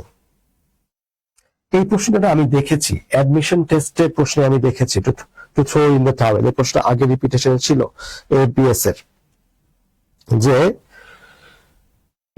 Two throw in the towel, এটা যেহেতু একটা ইডিয়মিক এক্সপ্রেশন, এই এক্সপ্রেশন থেকে আমরা বুঝতে পারবো ইডিয়ম এক্সপ্রেশনের ক্ষেত্রে আসলে কি হয়, যা বলা আছে লিটারালি তা না বুঝিয়ে সাধারণত তার মতো একটা কিছু বোঝায়। এটা বক্সিং এর সঙ্গে রিলেটেড। তো কি বলা হয়, টু গিভ আপ। বক্সিং এ যখন টাওয়েল থ্রো করে দেওয়া হয়, তার মানে এখন ফাইটিং শেষ, বক্সিং শেষ, এখন লড়াই ত্যাগ করতে হবে। এই জন্য to throw in the towel এটা বক্সিং থেকে এসেছে, যার মানে হচ্ছে টু গিভ আপ। ইডিয়মটা আমাদের মুখস্থ করতে হয়। 28 এ if something is in a state of flux, এটা এল হবে, ঠিক আছে, ফ্লাক্স ইট মিনস। এখন এটা কিন্তু খুব কঠিন কোনো মানে ইডিয়মিক এক্সপ্রেশন না, কারণ ফ্লাক্স কথাটার মানেই হচ্ছে চেঞ্জ। ফ্লাক্স কথাটার মানেই হচ্ছে কি, চেঞ্জ। যদি কোনো কিছু সবসময় চেঞ্জের মধ্যে থাকে, তাহলে এটার মানে কি, এ কনস্ট্যান্টলি চেঞ্জিং। ফ্লাক্স কথাটার মানেই হচ্ছে চেঞ্জ। এই শব্দগুলো আমরা কোথায় পাই? আপনারা যদি একটু নিয়মিত নিউজ পেপার পড়ার অভ্যাস রাখেন, ডেইলি স্টার থেকে শুরু করে বিজনেস স্ট্যান্ডার্ড, এই শব্দগুলো খুব কমন হওয়া থাকে। ফ্লাক্স অফ পিপল, একটা হলো বিশাল সমাহার অর্থে আসে ফ্লাক্স, আর একটা হচ্ছে ফ্লাক্স চেঞ্জ অর্থে আসে। আর হচ্ছে আমরা এসএটি বা জিআরইর যে ওয়ার্ড গুলো থাকে, আমরা গুগল করলেই পেয়ে যাই লিস্ট, 200, 250, 500 মতো শব্দ থাকে, সেখানে এই শব্দগুলো খুব কমনলি ব্যবহৃত হয়। রেইজ দ্য বার, ঠিক আছে, এটা আই হবে। রেইজ দ্য বার, এইটা মনে হয় খুব কমন একটা শব্দ আমি দেখেছি। বার মানে কি, যে দণ্ডটা থাকে সেটা উঠিয়ে দেয়া, মানে কি স্ট্যান্ডার্ডটাকে আরো হাই করা। Raise the bar means set higher standards. কোনো কিন্তু গ্রামার নেই, ভোকাবুলারি পার্ট, মুখস্থ বিদ্যা টপিক থেকে এসেছে। যে যত মনে রাখতে পারবে, যে যত চর্চায় থাকবে, তত ভালো করবে। Set higher standards.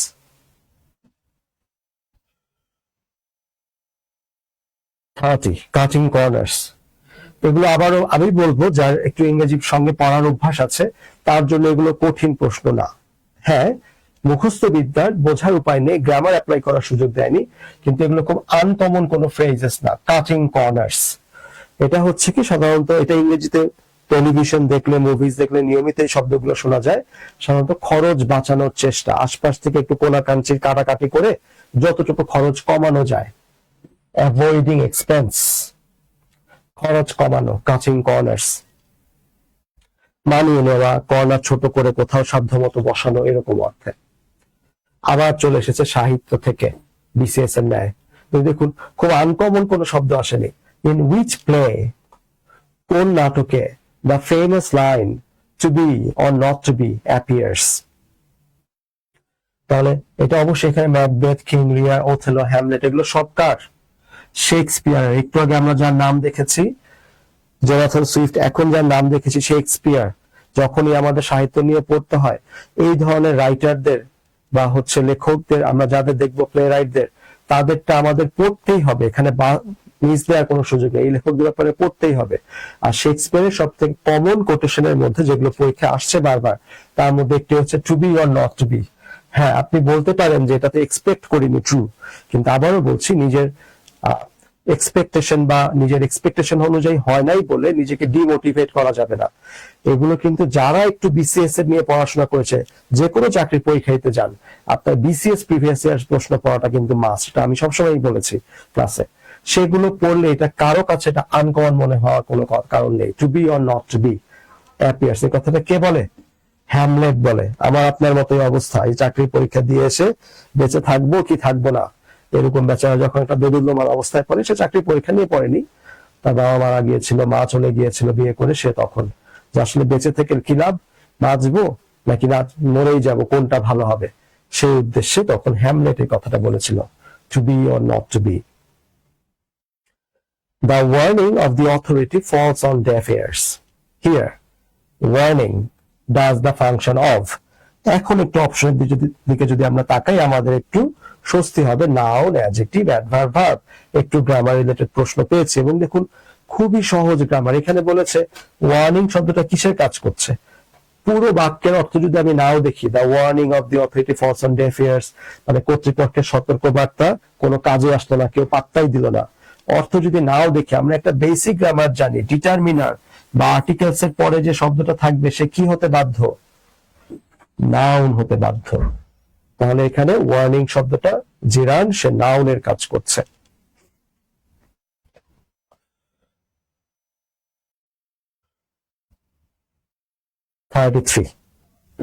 এইটা একটু কঠিন আমার মনে হয়। আপনারা আগে somnambulist শব্দটা দেখেছেন পরীক্ষায় আসতে। এখন এখানে চাইছে one who Tux while asleep, যে ঘুমন্ত অবস্থায় কথা বলে, যে ঘুমন্ত অবস্থায় হাঁটে, তাকে বলে somnambulist। আর এই LOQUIST লোকেশাস, আমাদের একটু পরে একটা শব্দ এসেছে, এই কথাটা যখনই থাকে তার মানে হলো কথাবার্তা বলা।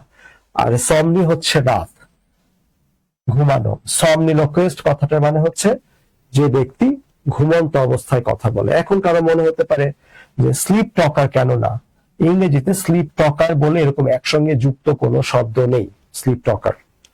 আর সমনিফেরাস মানে হচ্ছে যা ঘুম জাগায়, যেসব ওষুধ বা খাবার বা যে কারণে বা বক্তব্য, ধরেন আমার এই ক্লাস কি ইজ ভেরি সমনিফেরাস, মানে আমার এই ক্লাসের কারণে খুব বেশি ঘুম আসছে, যেটা ঘুম নিয়ে আসে সেটা সমনিফেরাস। যে ব্যক্তি ঘুমের মধ্যে হাঁটে সে somnambulist, আর আমাদের হচ্ছে যে ব্যক্তি ঘুমের মধ্যে কথা বলে সেটা হচ্ছে somniloquist। আবার সাহিত্য থেকে, in which literacy group Virginia Woolf was a key figure? কোন সাহিত্য সংঘে ভার্জিনিয়া উলফ ছিলেন? ভার্জিনিয়া উলফ ছিলেন 19th সেঞ্চুরির একজন নাম করা একজন রাইটার। আপনারা যে বলেন তো ভার্জিনিয়া উলফ কি ছেলে না মেয়ে, মাথায় রাখতে হবে ভার্জিনিয়া উলফ কিন্তু একজন মহিলা। তিনি ব্লুমসবেরি গ্রুপে ছিলেন, ব্লুমসবেরি গ্রুপে ছিলেন Virginia Woolf. Choose the antonym of loquacious, এই যে এখানে যে কিউ ছিল সেই লোকেশাস মানে কথা বলা। তাহলে যে বেশি বেশি কথা বলে সে হচ্ছে লোকেশাস। ভলিউবল হলো তার সিনোনিম। গ্যারিলাস কথাটা মানে ফ্রেন্ডলি, বন্ধু সুলভ। আর্টিকুলেট মানে স্পষ্ট করে কথা বলা। কিন্তু যে বেশি কথা বলে তার বিপরীত শব্দটা কি হবে? যে কম কথা বলে, ট্যাসিটার্ন। এইটা অন্তত মনে হয় মানুষের জন্য কঠিন হওয়ার কথা না, কারণ ভোকাবুলারি যারা একটু একটু পড়েছে তাদের এই শব্দগুলোর মধ্যে দিয়ে যাওয়ার কথা। তাহলে 35 এর লোকেশাস এর অ্যান্টোনিম হবে ট্যাসিটার্ন। লোকেশাস মানে যে বহুল শব্দ ব্যবহার করে কথা বলে, আর ট্যাসিটার্ন মানে কম কথা বলা, রিজার্ভ মানুষ। 36 choose the synonym of invective. ইনভেক্টিভ কথাটার মানে হচ্ছে, এটা কিন্তু দেখতে অ্যাডজেক্টিভের মতো কিন্তু এটা একটা নাউন। ইনভেক্টিভ কথাটার মানে হচ্ছে এক কথায় উস্কানিমূলক কথাবার্তা, গুঁতো দেওয়া কথাবার্তা, পিঞ্চ মারা কথাবার্তা, ইনভেক্টিভ। আচ্ছা, এইটার সিনোনিম হচ্ছে ডায়াট্রাইব। ডায়াট্রাইব মানে হচ্ছে কি, উস্কানিমূলক কথাবার্তা, যেসব কথাবার্তার কারণে দ্বন্দ্ব তৈরি হয়, সিনোনিম চেয়েছে। প্রেইজ মানে হচ্ছে প্রশংসা করা, ডায়াবলিক্যাল মানে হচ্ছে শয়তানের ন্যায় বা অনেক বেশি ইভিল মাইন্ডেড, সাইলেন্স মানে নীরবতা। তাহলে আমার সিনোনিম অফ ইনভেক্টিভ, ইনভেক্টিভ মানে হলো উস্কানিমূলক বক্তব্য, ডায়াট্রাইব উস্কে দিয়েছে এই কথা বলে, তাহলে his speech was invective. Choose the antonym of promulgate. এটাও কমন শব্দ, যারা ডিফেন্সের সঙ্গে কানেক্টেড আপনারা দেখবেন এই শব্দটা প্রায় তারা বলে প্রমালগেট করে দেয়া।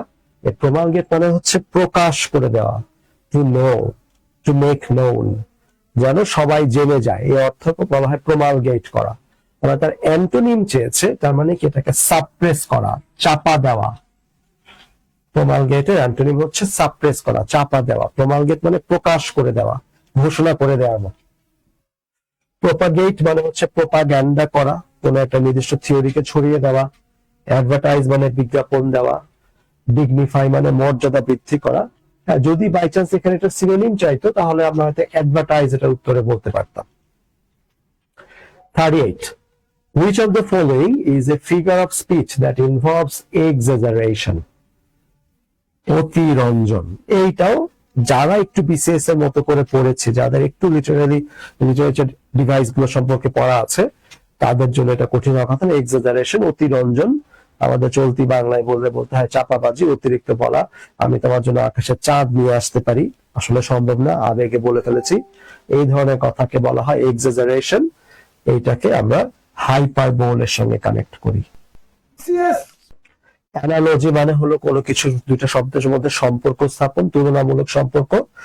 মেটাফর আমরা জানি, মেটাফরের ক্ষেত্রে কোনো মতো, লাইক বা অ্যাজ বলা থাকতে পারে না।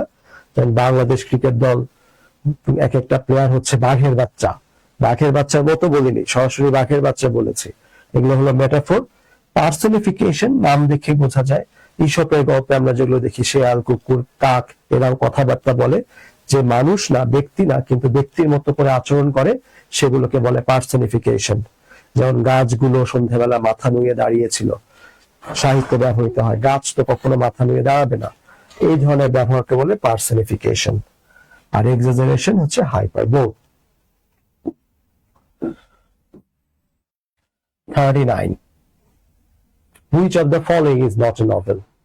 আবারও আমি এটাকে জিকে বলবো নাকি ইংলিশ বলবো, লিটারেচার হিসেবে আমাদের একটু জানতে হচ্ছে। প্রাইড এন্ড প্রেজুডিস, এইটা অন্তত যারা আমরা আছি একটু জানার কথা। জেন অস্টেনের লেখা একটি নভেল, বলেছে কোনটা নভেল না। গ্রেট এক্সপেকটেশনস, যে কেউ বিসিএস এর মতো আমরা যদি একটু লিটারেচার নিয়ে পড়াশোনা করি তাহলে দেখবো গ্রেট এক্সপেকটেশনস চার্লস ডিকেন্সের লেখা। বাবু বাংলাদেশ, এটা আমাদের অনেকের কাছে কমন মনে হবে। এই বাবু বাংলাদেশটা যদিও এটা নিয়ে পেপারে লেখালেখি হয়েছে, এটা লেখকটা মারা গিয়েছেন 2018 সালে সম্ভবত, লেখকই মারা গিয়েছেন।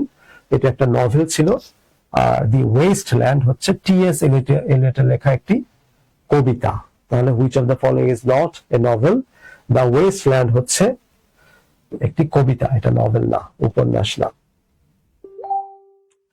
আবারও, the central idea or underlying message, আমাদের একটা ইডিয়ম এক্সপ্রেস থাকে, read between the line, নিজে থেকে বুঝে নেওয়া, এরকম।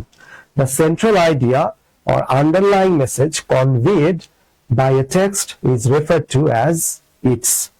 তাহলে কোন একটা যেটা স্পষ্ট না, ঠিক আছে, ইমপ্লিসিট যে একটা মেসেজ, কোন বার্তা দেওয়ার চেষ্টা করা হয়, সেই বার্তাটাকে কি বলি? মোটিভ, থিম, টোন নাকি mood? Theme writing.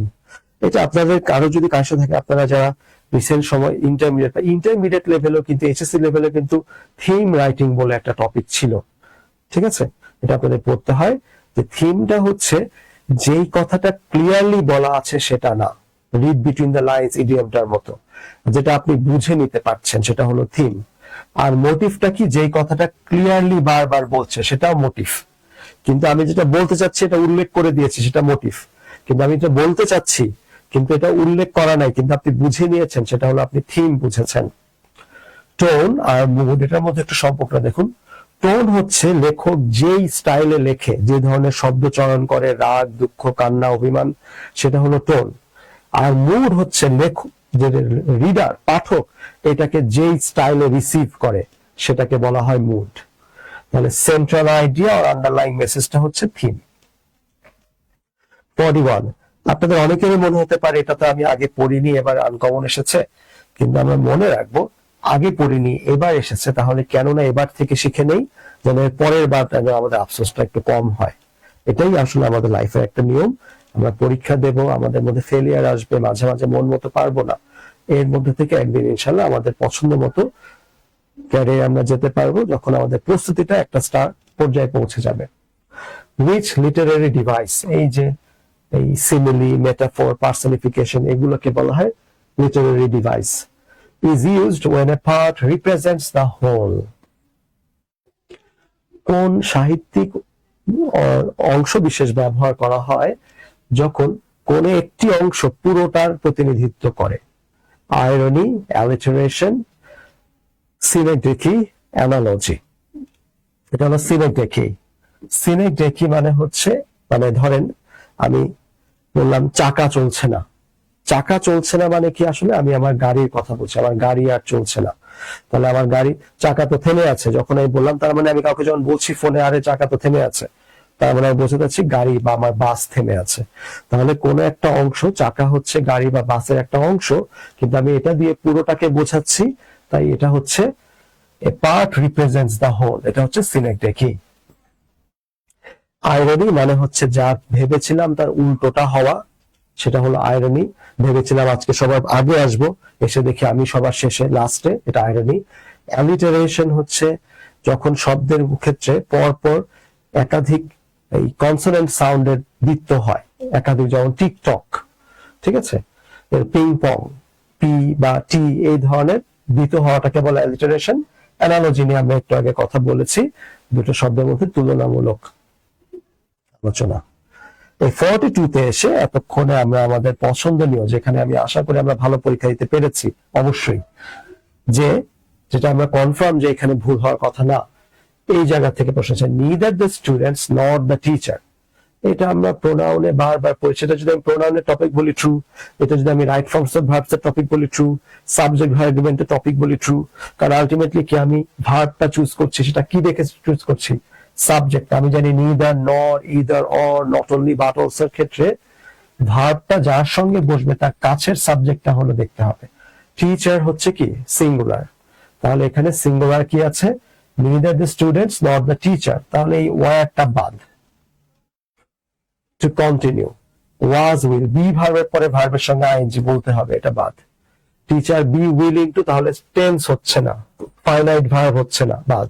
Correct answer হচ্ছে was willing to continue the discussion. না শিক্ষার্থীরা না শিক্ষক ইচ্ছুক ছিলেন ডিসকাশনটা কন্টিনিউ করতে।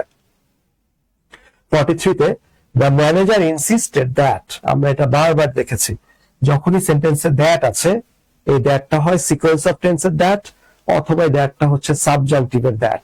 এই যে দ্যাটের আগে আমি পেয়ে গেছি ইনসিস্টেড, জোর দেওয়া, তার মানে বুঝে ফেলেছি এটা সাবজাংটিভ। আর সাবজাংটিভে আমি সাধারণত দেখি সাবজেক্টটা যখন আছে অ্যাক্টিভ ফর্মে ভার্বের বেস ফর্ম বসবে। The manager insisted that every employee arrive on time. সাবজাংটিভের খুবই কমন একটি topic. 44, the proposal along with its attachments dash reviewed thoroughly. এটাও আমাদের সাবজেক্ট ভার্ব এগ্রিমেন্ট, নিদার নর এর মতো। আমরা জানি কমা দিয়ে যে অংশটুকু আছে, এই অংশটুকু ভার্বের উপরে কোনো প্রভাব ফেলে না। সাবজেক্টটা কি? প্রপোজাল। প্রপোজাল যেহেতু সিঙ্গুলার, এখানে সিঙ্গুলার ভার্ব আছে কি? Was. The proposal was reviewed thoroughly. 45, sorry but I have not dash fixing the tap yet. এটা আবারও ফ্রেজেস ইডিয়মস এর টপিক থেকে এসেছে, যে এখানে ব্যবহারটা কি? দুঃখিত, আমি এখনো ফিক্সিং দ্য ট্যাপ, ট্যাপ মানে হলো ফসেট, পানির কল, এখন এটা ফিক্স করতে কি সময় পাইনি। Get round to, get round to হচ্ছে কোনো কিছু করার সময় বের করা, কোনো কিছু করার জন্য সময় বের করা। তাহলে sorry but I have not have এর পরে ভার্বের V3 got round to fixing the tap yet. এই টুটা যেহেতু প্রিপোজিশন টু, তাই এই টু এর পরে ভার্বের সঙ্গে আইএনজি হয়েছে। এই টু দেখে হয়তো অনেকের মনে হবে টু এর পরে তো ভার্বের সঙ্গে আইএনজি হয় না, কারণ এই টুটা হলো প্রিপোজিশন টু, প্রিপোজিশনের পরে ভার্বের সঙ্গে আইএনজি বসবে। 46. The scientist's explanation was so dash that even experts struggle to understand it. আচ্ছা, তাহলে বিজ্ঞানীকে ব্যাখ্যাটা এতটাই কিছু একটা ছিল যে এমনকি এক্সপার্টরাও কষ্ট হয়েছে তাদের এটা বুঝতে। তাহলে এটা আবারও আমাদের শব্দটা এসেছে হলো, এটা ভোকাবুলারি রিলেটেড। কোহিয়ারেন্ট মানে হলো সামঞ্জস্যপূর্ণ। সামঞ্জস্যপূর্ণ হলে এক্সপার্টদের কষ্ট হওয়ার কথা না। প্রেসিয়েন্ট কথা মানে হচ্ছে ভবিষ্যৎ নিয়ে কথা বলছে এরকম, কিন্তু সায়েন্টিস্ট এক্সপ্লেনেশন ভবিষ্যৎ নিয়ে কথা বলছে এরকম তথ্যবহুল হলে এক্সপার্টদের বুঝতে কষ্ট হওয়ার কথা না। সিম্পল মানে সরল, আবার সরল হলে বুঝতে কষ্ট হওয়ার কথা না। এসোটেরিক, এসোটেরিক মানে হলো জার্গন লাইক, মানে এসোটেরিক মানে হচ্ছে কোনো একটা নির্দিষ্ট টপিকের উপরে খুব বেশি ওই রিলেটেড শব্দ ব্যবহৃত করা হয় এমন, যাদের এর বাইরে নলেজ নেই সে বুঝবে না। যেমন যারা মেডিকেলে পড়েছে, যারা জুলজিতে পড়েছে, তারা যে মেডিকেল টার্ম গুলো বুঝবে, যে ব্যাকটেরিয়ার নামগুলো বুঝবে, মেডিকেশনের নাম বুঝবে, সেই ধরনের ব্যবহারকে বলা হয় এসোটেরিক। নির্দিষ্ট ফিল্ডের সঙ্গে রিলেটেড শব্দের ব্যবহারকে বলা হয় esoteric. 47. The number of applicants dash compared to last year. এই প্রশ্নটা আগে আমি দেখেছি, আমার মনে আছে, কোথায় দেখেছি এক্সাক্ট মনে নেই, আর এই প্রশ্নটা আগে এসেছে। দি নাম্বার অফ অ্যাপ্লিকেন্টস, আমরা জানি এ নাম্বার শব্দটা হলো প্লুরাল, আর তা নাম্বার শব্দটা বললে এটা সিঙ্গুলার। তাহলে হ্যাভ কাটা, হ্যাজ রিজন, হ্যাজ রেইজড। এখন রিজন আর রেইজড এটা হচ্ছে ট্রান্সিটিভ ইনট্রান্সিটিভ ভার্বের বিষয়। অ্যাপ্লিকেন্টের পরীক্ষার্থীর সংখ্যাটা, প্রার্থীর সংখ্যাটা বেড়েছে, নিজে থেকে বেড়েছে, এটা হ্যাজ রিজন হবে। রেইজড মানে বৃদ্ধি পাওয়ানো, আর রিজন মানে বৃদ্ধি পাওয়া। The number of applicants has reason, বৃদ্ধি পেয়েছে কম্পেয়ার টু লাস্ট ইয়ার। আচ্ছা, আমরা ইংরেজি প্রশ্নের প্রায় শেষ দিকে চলে এসেছি। 48. The scientist's theory, though brilliant, আবারও বিজ্ঞানের তত্ত্ব যদিও অসাধারণ, still remains, রয়ে গেছে, by concrete evidence. though বলেছে মানে এখানে উল্টো কিছু একটা বলতে হবে। থিওরিটা যদিও অসাধারণ, ব্রিলিয়ান্ট, মেধাবী, এখনো তার মানে কি unsubstantiated, validated, incontrovertible, fortified। তাহলে দেখুন তো, কনক্রিট এভিডেন্সের এখনো যেহেতু পাওয়া যায়নি, সেটার দ্বারা এটা কি রয়ে গেছে, আনসাবস্ট্যান্সিয়েটেড, মানে হচ্ছে প্রমাণিত, ভেরিফাইড এখনো না। তত্ত্ব যেহেতু যদিও অসাধারণ তত্ত্ব, কিন্তু এখনো আনসাবস্ট্যান্সিয়েটেড, এখনো অপ্রমাণিত রয়ে গেছে বাই কনক্রিট এভিডেন্স, এটা না থাকার কারণে। এখন ইনকন্ট্রোভার্টিবল কথাটার মানে হচ্ছে অনিবার্য, ইনএভিটেবল, আনঅ্যাভয়েডেবল। ভ্যালিডেটেড কথাটার মানে হচ্ছে যোগ্য, প্রযোজ্য। তাহলে দৌড়ের সঙ্গে মিলছে না, বিপরীত কথা বলতে হচ্ছে। আর ফর্টিফাইড মানে প্রমাণিত, ভেরিফাইড, দৌড়ের সঙ্গে মিলছে না। দৌ দিয়ে বলেছে বলে আমার বিপরীতমুখী কোনো শব্দ বলতে হচ্ছে। আচ্ছা, 49-এ the committee was divided but his proposal was accepted। এই প্রশ্ন দেখুন না, আমরা না বারবার এতদিন রাইট ফর্মস অফ ভার্বস পড়ে এসেছি, কালেকটিভ নাউন্স পড়ে এসেছি, সেখানে আমরা দেখেছি যদি ডিভাইডেড হয় সেখানে কি ওয়াজ হওয়ার কথা নাকি ওয়ার হওয়ার কথা, তাই না? Collective noun of multitude. কিন্তু দেখুন টিচার আমাদেরকে প্রশ্ন কি দিয়েছেন, দ্য কমিটি ওয়াজ ডিভাইডেড। এখন তারা প্রশ্ন দিয়েছেন, এখানে আমাদের কিছু করার নেই, মেনে নিতে হচ্ছে, কিন্তু এটা ওয়ার হওয়ার কথা। The committee was divided but his proposal ওয়াজ, কিন্তু তার প্রপোজালটা, প্রস্তাবটা ওয়াজ accepted dash it's controversial nature. Committee মানে কমিটির মধ্যে যারা ছিল তারা একজন এক এক মত দিচ্ছে, কেউ একমত হতে পারেনি, ডিভাইডেড, কিন্তু তার তত্ত্বটা ওয়াজ অ্যাকসেপ্টেড, গৃহীত হয়েছিল, ইটস কন্ট্রোভার্সিয়াল নেচার। কন্ট্রোভার্সিয়াল মানে কি, যেটা বিতর্ক ছড়ায়, বিতর্ক ছড়ালে এটা অ্যাকসেপ্টেড হওয়ার কথা না, কিন্তু হয়েছে, তার মানে এখানে এটার সঙ্গে এরকম মানানসই কোন একটা প্রিপোজিশন বলতে হচ্ছে।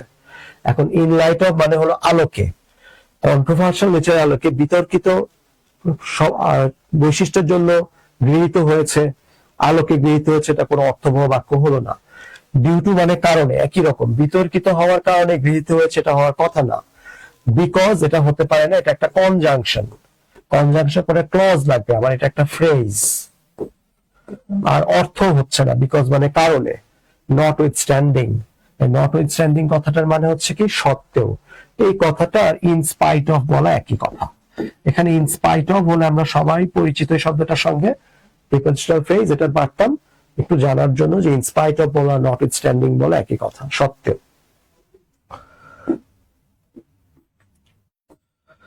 আমাদের ইংরেজি শেষ প্রশ্ন। She delivered a dash presentation that impressed the entire panel. সে একটা প্রেজেন্টেশন দিয়েছে যেটা, এই প্রেজেন্টেশনটা পুরো প্যানেলকে, যারা ছিলেন প্যানেলে, যারা প্রেজেন্টেশন বোর্ডে ছিলেন সবাইকে ইমপ্রেস করেছে। তার মানে প্রেজেন্টেশনে কিন্তু অবশ্যই ভালো হয়েছে। তাহলে compelling, confusing, pedantic, লিবেলাস। Confusing, pedantic, confusing মানে যেটা কনফিউজ করে দেয় এমন, ব্যর্থবোধক। তারপরে পেডান্টিক মানে হচ্ছে বোরিং, লিবেলাস মানে হচ্ছে ফ্রিভোলাস টাইপ, মানে এলোমেলো, গোছানো না এমন।